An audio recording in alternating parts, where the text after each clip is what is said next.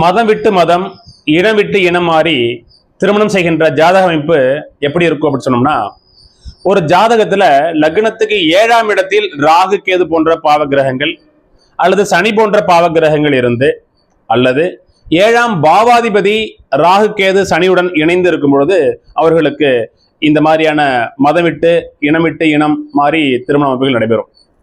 அதுலயும் குறிப்பா அந்த லக்னத்திற்கு 7ஆம் பாவாதிபதி ராகுவுடன் இணைந்து 7ஆம் பாவாதிபதியுடைய தசை நடக்கும் பொழுது நிச்சயமாக அவர்களுக்கு இந்த மாதிரியான மாற்று மதங்களில் மாற்று இனங்களில் திருமணம் நடைபெறும். இந்த மாதிரி காலகட்டங்கள்ல அவர்களுக்கு திருமண காலகட்டங்கள்ல ஒரு ஜாதகத்தினுடைய 8ஆம் பாவாதிபதியினுடைய தசைகளையோ அல்லது 6ஆம் பாவாதிபதியினுடைய தசாபுத்திகள் நடக்கும் பொழுது அவர்களுக்கு சில பிரச்சனைகளுடன் கூடிய திருமண அமைப்பானது மதம் விட்டு மதம், இனம் விட்டு இனம் முறையில் நடைபெறும். இதே அந்த லக்னத்திற்கு சுபர்களுடைய தசாபுத்திகள் நடக்கும் பொழுது மதம் விட்டு இனம் விட்டு திருமணம் அமைந்தாலும் கூட அது முறையான வழிகளில் அந்த திருமணமானது நடைபெறும். ஜோதிடம் பார்க்க ஸ்கிரீனில் தெரிகின்ற என்னுடைய வாட்ஸ்அப் நம்பருக்கு தொடர்பு கொள்ளுங்கள். நன்றி, வணக்கம்.